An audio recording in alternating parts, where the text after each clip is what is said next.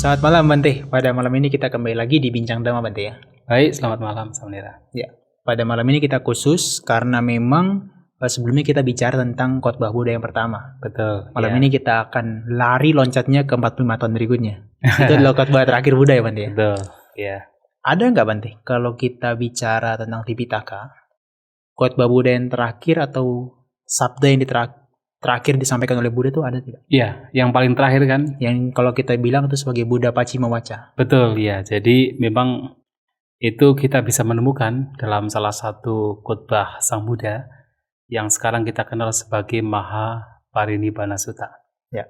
Itu khotbah tentang cerita tentang di mana Sang Buddha mencapai yaitu akhir parinibbana, ya, atau meninggal dunia. Dan memang sebelum beliau meninggal dunia sebenarnya ada banyak wejangan yang beliau sampaikan kepada para siswa beliau. Tetapi ada wejangan yang paling terakhir yang tadi juga disampaikan sebagai Buddhasa Pacima Waca. Ya. Jadi nasihat atau the last statement of the Buddha. Dan sebenarnya penting sekali di sana. Jadi walaupun itu adalah pernyataan yang singkat, tetapi sebenarnya memiliki makna secara praktikal itu yang sangat dalam. Nah, beliau menyampaikan begini. Handandani bikawe amantayamiwo waya dhammasanggara appamadena sambatita. Oke, gimana itu adalah nasihat terakhir. Wahai para biku, saya katakan kepada kalian, waya dhammasanggara, bahwa segala sesuatu yang berkondisi memiliki sifat yang mengalami kehancuran. Waya dhamma. Waya dhamma. Waya itu dari kata waya dan dhamma gitu kan? Betul. Waya itu kan seperti udaya baya, udaya waya. Waya artinya hancur. Ya, vanish. Ya, vanish. Ya, falling. Dan dhamma adalah karakteristik. Bahwa segala sesuatu yang berkondisi sanggara memiliki karakteristik yaitu mengalami kehancuran. Pasti mengalami kehancuran. Nah, dengan kata lain sebenarnya Sang Buddha itu mengingatkan kembali kepada para siswa beliau bahwa segala sesuatu yang berkondisi yang tidak lain adalah 5 gugusan, yaitu jasmani kita atau segala bentuk materi, tidak hanya jasmani, segala bentuk materi yang bisa katakan dirasa gitu kan, materi, kemudian perasaan, persepsi, bentuk-bentuk pikiran, dan juga batin kesadaran kita itu sifatnya adalah tidak kekal. Karena terkondisi itu ya? Karena terkondisi. Sesuatu yang berkondisi sifatnya tidak kekal. Ya. Dan karena tidak kekal pasti mengalami kehancuran. Pasti akan berpisah dari kita. Nah, yang menjadi penting lagi adalah pernyataan di mana Sang Buddha menyampaikan dalam pernyataan tersebut, appamadena sambatita. Jadi kalau waya dhammasanggara itu seperti Sang Buddha mengingatkan kembali ajaran beliau, yaitu yang menunjukkan bahwa segala sesuatu pasti mengalami kehancuran, batin dan jasmani kita, 5 gugusan kita pasti mengalami kehancuran. Nah, kemudian Sang Buddha menyampaikan atau katakan boleh mengatakan menyuruh kita, meminta kita, appamadena sambatita. Ya. Berjuanglah dengan menggunakan kewaspadaan. Hidup dengan waspada, appamada. Nah, seringkali diterjemahkan sebagai berjuanglah dengan sungguh-sungguh. Ya. Tetapi sebenarnya kalau kita mengacu pada istilah appamada, dari kata ap dan pamada ya. Ya, dari kata a dan pamada kan. Pamada kan artinya lengah. A itu tidak lengah. A itu tidak. Artinya tidak lengah. Ena itu kan dengan atau menggunakan. Ya. Berjuang menggunakan kewaspadaan.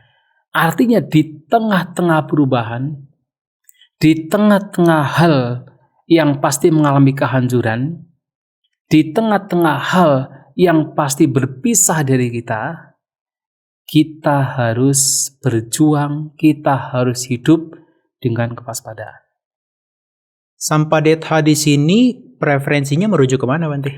Sampadetha, apa yang mau dicapai maksudnya? Bisa apa yang dicapai, tetapi juga memiliki arti striving. Oh, berjuang. Oke. Jadi berjuang dengan kewaspadaan. berjuang dalam orientasinya apa yang mau dicapai Bante maksudnya? Tentu adalah kalau kita bicara tentang ajaran Buddha, kan banyak hal yang sebenarnya bisa kita peroleh dengan praktek Dhamma. Yaitu yang paling minimal adalah kebahagiaan duniawi. Ya. Dan yang kedua adalah kebahagiaan spiritual. Ya. Yang tidak lain adalah liberation atau pembebasan atau nibbana. Nah, di tengah-tengah perubahan ini, mengapa kita harus memiliki kewaspadaan? Kita harus waspada, kita tidak boleh lengah. Karena kalau di tengah-tengah perubahan ini kita lengah, kita tidak waspada, kita cenderung menderita. Karena apa? Umumnya kita sebagai manusia ini, bahkan sebagai makhluk, itu selalu diombang-ambingkan oleh suka dan tidak suka. Ya. Mendapatkan sesuatu yang menyenangkan, muncul rasa kesukaan, dan tanpa disadari kita menjadi melekat di sana, menggenggam di sana, dan kita menjadi serakah di sana. Dan dampaknya ketika apa yang kita lekati, kita genggam, pada akhirnya lenyap, berpisah dari kita, dan itu pasti terjadi. Apa yang terjadi pada kita? Menderita. Karena kita ketidaklengahan inilah kita menderita. Nah, sehingga agar kita tidak menderita, kita harus waspada. Kita menggunakan apamada. Nah, di sini dari yang paling simpel sederhana kita mendapatkan kebahagiaan secara duniawi. Ya. Dan ini nanti juga akan mengarah kepada kebahagiaan yang sebenarnya, yang sejati, yang tidak lain adalah nibbana. Lenyapnya segala bentuk kotoran batin. Di tengah-tengah perubahan kita waspada, dan kita tidak akan diserang oleh kotoran batin karena kita waspada. Dan tentu ini membawa kepada pembebasan. Bante, kalau saya mau tanya, Sang Buddha itu kan pernah menyatakan dalam salah satu khotbah ya, etarahi cadukan cewa panyapemi dukhasa canirodang. Itu kan yang disampaikan bahwa dari dulu sampai sekarang, artinya dari awal ngajar sampai akhir. Betul. Itu kan yang diajarkan tentang duka ya. Betul sekali. Ada nggak signifikansinya di dalam khotbah yang terakhir itu? Iya, pasti. Jadi seperti yang tadi Samira sampaikan, memang ajaran Sang Buddha itu hanya dua. Iya. Jadi selama 45 tahun, dari dulu sampai sekarang kan hanya dua kan? Iya. Jadi dukan cak panyapemi, duka sacak nirodang. Ya. Jadi hanya tentang duka dan lenyapnya duka. Itulah kenapa tadi saya sampaikan juga bahwa kenapa kita harus berjuang menggunakan kewaspadaan supaya kita bisa membebaskan kita dari duka penderitaan. Karena kalau kita tidak waspada, kita lengah, batin kita dibiarkan terseret di dalam kelengahan, maka kita terus menjadi menderita. Kita terus diombang-ambingkan oleh penderitaan. Karena batin kita diseret, diombang-ambingkan oleh suka dan tidak suka, dan kita menderita. Maka dengan kita waspada, itu juga cara agar kita bebas dari penderitaan. Jadi ada duka, ada lenyapnya duka, dan jalannya adalah apamada. Kita waspada. Oke, berarti dua sentence atau dua kalimat tadi yang Sang Buddha ucapkan, itu ada signifikansinya ya? Signifikansinya. Jadi kan kalau kita bicara duka saja, penderitaan saja. Ya, itu berangkat juga dari Wayadama Sangkara dong harusnya. Betul, anicca. Ya kan? Jadi Sang Buddha menyampaikan dalam banyak khotbahnya, yadang anicang tang duka. Ya. Jadi apapun yang tidak kekal, itulah duka, itulah penderitaan. Ya. Waya Dhamma Sangkara, bahwa segala sesuatu yang berkondisi, mempunyai sifat karakteristik mengalami kehancuran, itu adalah anicca. Ya. Apapun yang tidak kekal, itu adalah duka penderitaan. Nah, di sini Sang Buddha itu sebenarnya menyampaikan bahwasanya ada anicca, ada duka penderitaan. Maka harus berjuang, harus hidup dengan kewaspadaan untuk terbebas dari penderitaan. Nah, sehingga apa yang disampaikan Sang Buddha dari dulu sampai sekarang, termasuk yaitu Buddha Sapacimawacca, nasihat wejangan terakhir Sang Buddha, itu tidak bisa dipisahkan dari duka dan lenyapnya duka. Oke, berarti yang kalimat keduanya itu bisa merujuk kepada lenyapnya duka. Lenyapnya duka. Termasuk jalannya juga. Jalan juga. Betul. Oke, berarti Sang Buddha di kalimat yang terakhirnya pun menganjurkan kita untuk berjuang mengakhiri duka tersebut Duka, ya. betul sekali. Itu konsistensi yang nggak bisa dipungkiri, Bante. Betul sekali. Dan yang disebut sebagai apamada kan sebenarnya bisa dikorelasikan dengan Sati. Itu kan Perhatian juga diungkapkan oleh Buddha di Owada Patimokkha sebetulnya. Betul. Yang ibarat telapak kaki gajah. Itu kan semua bisa masuk. Apa yang dikatakan sebagai telapak kaki gajah adalah apamada itu. Betul. Sati. Iya. Jadi apapun hal yang baik itu semua itu bisa masuk di dalam apamada. Seperti halnya apapun jejak telapak kaki binatang itu bisa masuk ke dalam jejak telapak kaki gajah. Ya. Jadi kalau kita memiliki apamada, maka segala hal yang baik itu include di sana. Ya. Itu berada di sana.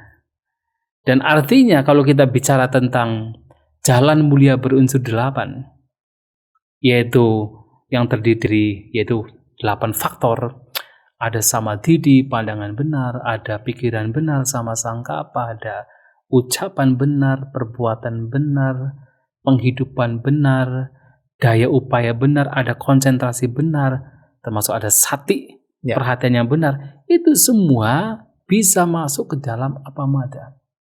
Kewaspadaan, ketidaklengahan. Artinya boleh nggak diterjemahkan kalau semua itu bisa terjadi karena ada apamada? Betul, bisa terjadi karena apamada. Seseorang punya kewaspadaan, ketidaklengahan, kehati-hatian, apamada, tidak lengah, sehingga seseorang bisa memungkinkan dan sangat memungkinkan untuk memiliki pandangan benar, untuk bisa berpikir benar. Nah, kalau kita tidak punya kewaspadaan, kita hidup dalam kelengahan, kan bagaimana kita mengembangkan pandangan yang benar? Bagaimana kita bisa berpikir yang positif, berpikir yang benar? Bagaimana kita bisa berucap yang benar kalau kita lengah, kita teledor, kita tidak waspada? Bagaimana kita bisa berbuat yang benar kalau kita itu lengah?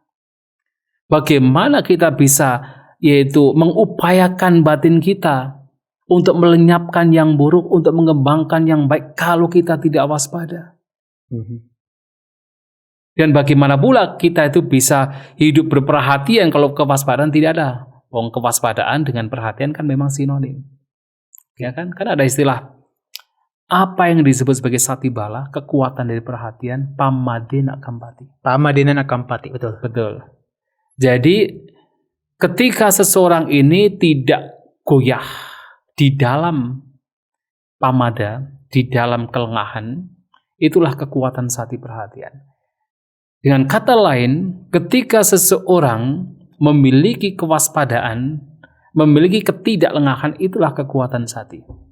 Ya, kekuatan perhatian. Maka sati dan apamada sinonim. Saya jadi ingat salah satu kalimat Buddha yang diucapkan di Agi Sutta. Itu dikatakan sebagai satinca kohang bikawe sabatikang wadami. Betul. Bahwa aku katakan para biku ya. Benar-benar dikatakan kohang kan. Iya, betul. Bahwa sati itu punya manfaat di setiap waktu. Betul. Sabatikang wadami. Jadi di semua hal itu dibutuhkan. Sabatikang kan. Ya. Jadi digunakan, dibutuhkan di semua hal, di semua kondisi. Ya. Bahkan berbeda dari yang lainnya kan. Ya kadang-kadang kan ini kan kalau di sutta tersebut kan mengacu pada 7 faktor pencerahan kan. Ya.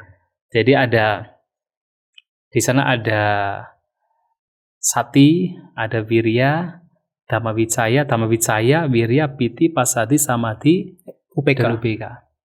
Sementara 3 atau 6 itu terkadang dikembangkan sesuai dengan kondisi, bahkan katakan intensitasnya itu diturunkan sesuai dengan kondisi. Sati itu berbeda. Sati itu harus digunakan di semua kondisi. Dibutuhkan di semua kondisi. Karena yang 6 itu kan terklasifikasi jadi 2, kadang pasif, kadang dia aktif kan. Betul. Ya. Jadi sebagai contoh kan di sana kan kalau seseorang batinnya sedang begitu lemah, ngantuk muncul, kemalasan muncul, maka jangan munculkan 3 yang terakhir, passaddhi, samadhi, ubeka. Karena sifatnya adalah apa? Relax. semakin relax, ngantuk akan semakin berkembang kan? Maka munculkan 3, yaitu dhammavicaya, penyelidikan terhadap objek tersebut, kondisi tersebut, semangat wirya dan kegiuran piti dimunculkan. Yang 3 dilemahkan, 3 dimunculkan. Tapi beda kondisinya kalau misalnya justru pada waktu itu pikirannya itu lagi gelisah, lagi banyak yang lagi aktif, tidak mau katakan menjadi rileks gitu kan, lagi aktif sekali dan itu terlalu aktif, itu juga menimbulkan kegelisahan. Maka yang tiga tadi pertama yaitu Dhamma Vicaya, Wirya dan juga Piti itu jangan dimunculkan. Karena akan menjadi gelisah. Semakin gelisah karena kan sifatnya adalah apa? Membuat orang itu menjadi aktif kan. Menyelidiki itu kan menjadi aktif. Semangat kan menjadi aktif. Bahkan memunculkan kegiuran, kegairahan Piti itu kan menjadi aktif. Tetapi yang dimunculkan adalah yang 3 terakhir. Ketenangan, samadhi dan juga UPK, menjadi rileks. Nah, sati sebagai yaitu faktor pencerahan yang pertama dari 7 atau sati sambojjhanga yang itu adalah sinonim dengan apamada, itu malahan harus dimunculkan di Setiap semua waktu kondisi, ya. di setiap waktu. Jadi meskipun dia dimunculkan setiap waktu, setiap saat, fungsinya terhadap mereka berenam itu apa, Bante? Justru dengan seseorang punya sati perhatian dan itu adalah kewaspadaan, dia tahu bahwasanya oh sekarang batin saya dikuasai oleh kegelisahan. Maka tahu apa yang mesti dilakukan. Tahu bahwasanya oh saat ini tidak cocok kalau saya mengembangkan kegiuran, mengembangkan penyelidikan. Yang cocok, yang layak adalah batin saya supaya seimbang adalah mengembangkan passaddhi, samadhi dan UPK. Itu disebabkan karena kewaspadaan, karena sati perhatian. Dari sati menimbulkan yaitu pengetahuan. Sati itu bukan hanya sekedar membuat kita secara fisik ya, itu bisa terbebas dari hal-hal yang negatif. Tapi secara verbal dan mental kita juga bisa terhindar kan, Bante ya? Karena dia betul. Membuat semua apa yang ada di luar dari diri kita, itu ketika kita mau menerimanya itu kita filter kan? Betul. Dengan adanya sati atau apamada tadi. Betul. Makanya kan itu juga disampaikan oleh Sang Buddha.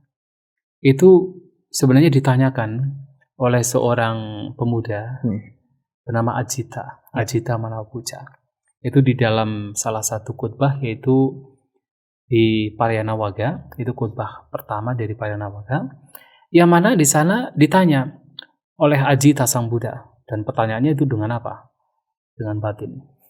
Jadi bukan pertanyaan dengan ucapan, karena mereka itu orang-orang sakti mereka. Ajita dan sebenarnya 16 murid dari Bawari itu orang-orang yang sakti gitu kan. Bertanya kepada Sang Buddha itu dengan batin. Dan pertanyaannya adalah begini. Ada berbagai arus yang datang dari berbagai arah. Bagaimana kita bisa menahan, merintanginya, atau dengan kata lain bisa memfilternya, dan bagaimana kita bisa menutup. Nah, kemudian Sang Buddha mengatakan, dengan sati perhatian, arus-arus tersebut terintangi atau terfilter, dan dengan panya kebijaksanaan, arus-arus tersebut tertutup. Nah, yang dimaksud dengan arus-arus yang datang dari berbagai arah, itu pengalaman dari 6 indera. Jadi kan kita mengalami apa? Melihat, mendengar, membaui, merasakan, menyentuh, dan berpikir. Itu kan seperti arus kan? Itu seperti tidak mau berhenti kan? Terus ada. Nah, dari pengalaman-pengalaman tersebut, muncul berbagai macam kotoran batin kan? Nah, kalau kita tidak mampu untuk memfilter arus-arus tersebut, tidak mampu untuk mendeteksi, merintanginya, untuk kalau dalam bahasa Inggris ada istilah pausing. Pausing. Nah, dampaknya adalah kotoran batin itu akan bebas sekali. Keluar masuk, katakan berkembang dalam pikiran kita. Nah, tetapi dengan adanya kewaspadaan, dengan adanya sati, kita bisa mampu memfilter pengalaman-pengalaman indera itu satu persatu. Semakin sati kita semakin kuat, kewaspadaan kita semakin kuat, semakin setiap pengalaman itu terdeteksi. Nah, sehingga dengan setiap pengalaman terdeteksi oleh sati, oleh kewaspadaan. Nah, kalau kita punya kebijaksanaan, panya itu yang nanti akan memotong. Ya. Nah, sehingga di sini kewaspadaan sati itu penting sekali untuk memfilter apapun pengalaman indera kita. Dan tentu sebagai dampaknya ucapan juga menjadi terjaga. Karena tahu bahwa ini tidak baik. Setelah difilter oleh sati dan juga disertakan di sana kebijaksanaan, itu tahu bahwa ini tidak baik, maka tidak perlu diucapkan. Ya. Oh, ini baik, maka perlu diucapkan. Perbuatan ini tidak baik, maka tidak perlu kemudian dilakukan. Dan bahkan ketika itu sedang dilakukan karena ada kewaspadaan, tahu itu tidak baik, dia berhenti di sana. Itu disampaikan juga oleh Sang Buddha kepada Di Bala Sutta diungkapkan juga tuh. Ciraka tampi, cira basi tampi, sarita anusarita. Betul. Apapun yang ketika dia ucapkan atau bahkan yang telah diucapkan. iya, Ini diketahui, bisa diingat. Betul. Wow. Berarti kalau kita bicara sampai sejauh ini dan kita korelasikan dua kalimat tadi antara yang pertama dan kedua, berarti bukan hanya untuk pencapaian-pencapaian sifatnya duniawi, ya benar ya. Tapi memang untuk menahan, menghancurkan apa-apa yang negatif kan? Betul. Karena memang Sang Buddha juga pernah, atau katakanlah muridnya Buddha atau bahkan Dewa Saka, itu mengungkapkan kan, Te sang upasamusuko, terbebas dari mereka, yang Betul. dalam konteks itu adalah yang terkondisi, Betul. yang betul. anicca wata sangkara Betul. itu kan, itu adalah kebahagiaan. Betul, dan itu nibbana sebenarnya. Ya kan? Berarti dari sini orientasinya memang ujung-ujungnya nibbana. Ujungnya Kan? Tesa Mubasama Suko, ujung-ujungnya. Anicca wata sangkaya wayadama Anicca wata sangkara upadawaya dhammino. damino. Ya. Jadi segala sesuatu yang berkondisi adalah tidak kekal. Mereka mempunyai karakteristik muncul dan lenyap. Ya. Nah, te sang upasama suko. Jadi redamnya sangkara itu, redamnya yang tidak kekal itu adalah kebahagiaan, itu nibbana. Dan itu bisa dicapai karena apa ya tadi? Apa mata ini? Oke. Apa mata ini? Bante mungkin boleh dijelaskan sedikit lagi terkait dengan apa yang redam. Maksudnya apakah pancakandanya yang redam? 5 gugusan. Tesang of them. Tesang itu adalah mereka. Mereka adalah apa? Ya tadi, yang sangkara itu. Sangkara yang tidak kekal itu, yang sifatnya adalah muncul dan lenyap, itu redam. Ya. Karena nibbana itu kan kepadaman dari segala sesuatu. Oke. Artinya, ya memang selain adalah 5 gugusan, ya di dalamnya tentunya adalah juga kotoran batin. Kotoran batin juga redam di sana. Lenyap total di sana. Nah, makanya kan sebenarnya kalau kita berbicara tentang nibbana, selain dikatakan sebagai upasamu, itu juga dikatakan sebagai siti buta. Oke. Artinya menjadi dingin. Karena apa? Karena ya ada kepadaman. Kepadaman dari 5 gugusan.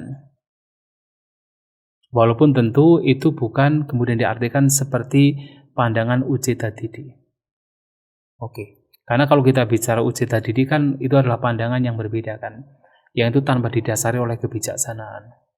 Sedangkan dalam konteks yang seperti ini dalam ajaran Buddha itu muncul dari kebijaksanaan. Jadi harus dibedakan. Oke. Saya mau tanya tentang polanya, Bante. Gimana si Apamadena tadi, Sampadeta tadi, bisa membimbing kita untuk terbebas dari si Sabe Sangkara tadi?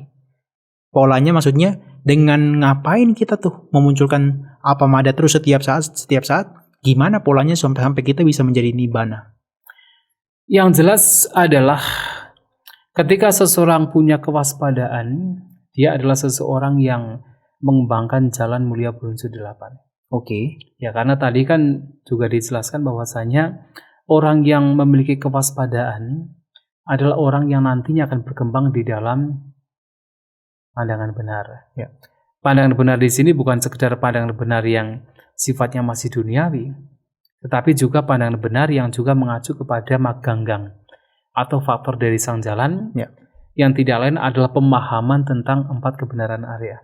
Ya. Nah, itu juga akan terpahami ketika orang memiliki kewaspadaan. Dan orang demikian tentu orang yang waspada juga dia akan waspada dengan apa? Dengan pikirannya. Yang dia kembangkan tentu adalah pikiran-pikiran yang benar. Nikama sangkapa. Oke, ya. Ya kan? Avyapada sangkapa. Avihingsa sangkapa. Jadi pikiran-pikiran yang tidak mengarah kepada pencarian kesenangan indera. Nafsu ya. Nafsu indrawi. Pikiran-pikiran yang mengarah kepada keinginan untuk berpikiran katakan buruk, melukai yang lain. Tidak akan muncul di sana. Kenapa? Waspada. Pikirannya menjadi benar. Dan juga tentu orang yang waspada juga tak akan tahu kan mana yang baik, mana yang buruk berkenaan dengan ucapan. Ya. Maka dia akan berucap hal-hal yang baik, bukan kebohongan, bukan fitnah, bukan kata kasar, dan juga bukan hal-hal yang sifatnya tidak bermanfaat. Ya. Dia akan betul-betul menjaga pikiran, karena pikirannya dijaga, ucapannya juga terjaga. Oke. Dan orang yang waspada artinya dia juga menjaga perbuatannya kan. Menjaga cara hidupnya, Ya. menjaga batinnya untuk senantiasa berjuang di dalam penyerapan kotoran batin. Nah, sehingga di sini secara sederhana adalah orang yang waspada adalah orang yang menjaga ucapan, perbuatan, dan pikirannya.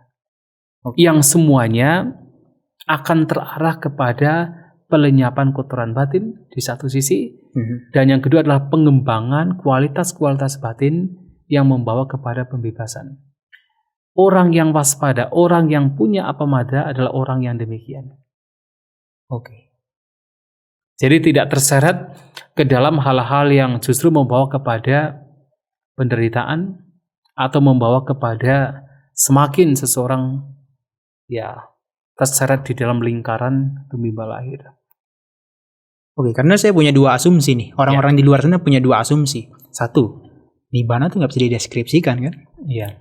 Dan yang kedua, bahwasannya untuk dia tahu bahwa untuk mengakhiri penderitaan sampai Nibbana, tentunya orang-orang tuh harus tahu polanya kan berarti. Yeah. Nah, kita persempit bicaranya dalam konteks atau yang mendalam juga, konteksnya Patijasmupada. Yeah. Itu kan dari yang namanya Wedana, biasanya kan menimbul tanah kan berarti. Betul. Nah, kita biasa mengintervensi di sana kan. Betul. Munculkan mindfulness, sati ataupun apamada di sana. Betul. Sehingga itu tidak berkembang. Karena Bante pernah bilang kan, kalau seseorang itu asumsinya adalah mau mencapai Nibbana, itu nggak harus karmanya tuh dirasakan secara keseluruhan dulu. Oh iya. Baru dia mencapai Nibbana. Betul. Tapi ada karma-karma penghancur yang kalau dia katakanlah muncul perasaan yang misalnya yang mengarah pada ke loba nantinya, ke keserakaan, dia bisa mengintervensi di tengah-tengah itu. Maka dia nggak menjadi meneruskan. Sangat-sangat benar. Betul. Makanya sebenarnya begini juga. Ya pertama kalau tadi bicarakan Nibbana itu tidak bisa dideskripsikan. Memang Nibbana yang sebenarnya tidak bisa dideskripsikan. Tetapi secara logika kita bisa berpikir. Jadi begini. Kalau Nibbana tidak bisa dideskripsikan dalam konteks tidak bisa dibicarakan. Lantas untuk apa Sang Buddha berbicara tentang Nibbana kepada orang-orang yang belum pernah mengalami Nibbana? Ya, itu asumsi yang pertama. Iya, karena apa? Sebenarnya walaupun tidak sepenuhnya bisa dikatakan dideskripsikan, tetapi secara logika masih bisa. Oke. Sebagai contoh, Sang Buddha mengatakan loba kaya, dosa kaya, moha kaya, kan hancurnya loba, dosa, hancurnya kebodohan. Kemudian juga sering dikatakan sebagai tanha kaya, hancurnya nafsu keinginan. Paling tidak sekarang kita tahu. Taunya begini. Ketika batin kita dikuasai oleh tanha, oleh nafsu keinginan yang buruk, kita menderita. Logikanya adalah ketika tanha ini yang membuat kita menderita itu lenyap, kita bahagia. Oke. Itu logika setidaknya untuk katakan bisa membayangkan, walaupun itu bukan sepenuhnya, bahwa Nibbana itu sesuatu yang bukan mustahil. Paling tidak kita tahu bahwa ada tanha, ada penderitaan, dan kita semua mengalami. Ya. Nah sehingga atau kalau tadi dikatakan ada wedana, ada penderitaan kan, kita semua mengalami kan. Nah tetapi ketika seseorang kemudian yang membuat seseorang menderita ini diketahui dan kita bisa katakan berasumsi bahwa kalau ini lenyap pasti ada kebahagiaan. Terus itu sangat memungkinkan. Nah itu yang pertama yang ingin juga saya sampaikan. Kemudian yang kedua juga memang betul sekali bahwasanya dengan sati kita bisa mengintervensi. Ya. Penyebab dari penderitaan. Ya. Dan memang justru ajaran Sang Buddha itu kan bukan untuk supaya kita tuh terus terseret oleh karma. Ya kan? Jadi walaupun Sang Buddha menunjukkan karma itu ada loh. Ya. Perbuatan itu ada. Buah dari perbuatan itu ada. Itu bukan semata-mata supaya kita itu terus melakukan perbuatan. Terlibat dengan perbuatan dan nanti terlahir di alam-alam surga, alam-alam Brahma. Tidak. Justru Sang Buddha menunjukkan selama kita itu terseret, terperosok atau terikat oleh lingkaran karma atau disebut sebagai kamawada, selama itu kita akan terus terseret oleh penderitaan. Maka mempraktikkan ajaran Sang Buddha itu justru adalah bagaimana kita bisa keluar dari lingkaran karma. Ya. Dan tidak perlu kita itu harus merasakan semua dari buah karma. Karena nggak ada habisnya kan? Nggak ada habisnya. Kita tidak tahu sudah berapa lama kita itu dalam kehidupan di alam tumbal itu uncountable kan? Ya. Dan berapa banyak kita melakukan perbuatan itu sudah tidak terhitung. Ya. Kalau kita harus kemudian merasakan semua buah karma, nggak akan ada habisnya. Ya. Makanya kan selain ada karma perbuatan yang nanti membawa kepada penderitaan, yang membawa kepada kebahagiaan, ada juga loh perbuatan yang membawa kepada kama kayang sangwatati. Ya. Yang mengarah kepada hancurnya karma itu sendiri. Betul. Apa itu? Jalan mulia berunsur 8. Ya. Praktik jalan mulia berunsur 8 yang di situ di dalamnya ada apamada dan memang harus ada kewaspadaan, itu adalah jalan yang justru menghancurkan karma. Oh, boleh nggak itu diterjemahkan sebagai kusala? Apamada itu sebagai kusala kan? Bisa juga. Sebenarnya ya kusala di sini kan artinya keterampilannya, keterampilan dalam konteks yang baik. Kalau aku salah kan keterampilan dalam konteks yang tidak baik. Ya. Orang tidak baik juga bisa terampil juga kan, terampil mencopet itu kan terampil kan. Nah kalau kusala kan keterampilan dalam konteks yang baik, yang itu juga mengacu kepada saya pernah membaca salah satu buku dari Bhante Nyanaponika, The Power of Mindfulness. The Power of Mindfulness, betul. Ya. Beliau mengatakan bahwa asangkarikang, ya, dalam konteks yang baik lah, asangkarikang itu muncul karena apa? Karena sati perhatian. Dan asangkarikang juga adalah apamada. Ya. Karena apa? Asangkarikang di sini kan perbuatan yang itu memang muncul karena spontanitas. Spontan dalam arti bukan karena tidak diketahui, tapi karena sudah terampil. Oke. Sudah terampil dalam perbuatan yang baik tersebut, nah sehingga menjadi asangkarikang dan itu muncul karena sati. Dan itu adalah kusala. Oke. Dan kusala inilah yang memang kalau kita lihat dalam ya banyak konteks di Tipitaka, Sang Buddha menyampaikan yang itu memang membawa kepada pembebasan. Dan biasanya dibedakan dari punya. Punya itu kan adalah kebajikan ya. Seperti yang diungkapkan dalam Manggala Sutta itu kan. Betul. Dan itu membawa kepada yaitu kelahiran dalam surga. Oke. Atau alam-alam yang baik. Berarti Buddha menuntun kita dengan apamada ini adalah untuk mengumpulkan kusala ini Bhante ya, supaya ada jalan untuk terbebas dari yang terkondisi ini. Betul sekali. Ya. Berarti apa yang dikotbahkan oleh Buddha di akhir Pacima Waca ini ya, ungkapan yang terakhir, ini adalah benar-benar bahwa si apamada ini dengan kita berjuang, striving dengan sungguh-sungguh, bisa membawa kita pada pembebasan. Oh iya, betul. Dan itulah kenapa Sang Buddha itu dari awal beliau membabarkan Dhamma sampai terakhir dengan berbagai macam cara, aneka pariyayena, tetap tujuannya sama. Untuk pembebasan, untuk lenyapnya duka, penderitaan. Luar biasa di situ. Oke. Itulah kenapa meskipun mereka, katakanlah para biku ya khususnya Bhante, meskipun sudah tidak ada Buddha di setelah parinibbananya itu, tetap bisa mencapai tingkat-tingkat kesucian arahat. Karena memang ditinggalkan satu nasihat yang penting yang bisa membawa mereka pada akhir daripada pembebasan. Betul, betul sekali. Karena memang Buddha juga pernah mengungkapkan Bhante ya, Ananda jangan khawatir setelah saya meninggal nanti, semua Dhamma dan Vinaya ini menjadi guru. Yes. Betul. Dan beliau juga menyampaikan, dan itu juga ya nasihat terakhir juga, dalam artian ya ketika beliau tidak lama akan parinibbana kan, bahwa selama jalan mulia Bunsur 8 ini dipraktikkan, Ya. maka dunia ini tidak akan kekurangan dari 4 jenis pertapa. Oke. Sotapana, Sakadagami, Anagami, dan Arahanta. Ya. Dan artinya adalah apa mada jalan mulia Bunsur 8 inilah yang memang menjadi guru kita semua. Dan itulah jalan yang membawa kepada pembebasan. Nibbana. Oke, Bante, kalau teman-teman nanti mau membaca lebih lanjut, ini bisa dibaca di Mahaparinibbana Sutta, Bante ya? Oh betul. Dari Tiga ya. Nikaya Sutta ke-16 ya? Betul ya. Oke. Saya pikir itu, Bante, Iya, pembahasan baik, kita baik, pada ya. hari ini, Iya, baik. khususnya tentang khotbah akhir Sang Buddha. Baik. Terima kasih, Terima kasih. Baik. Ya.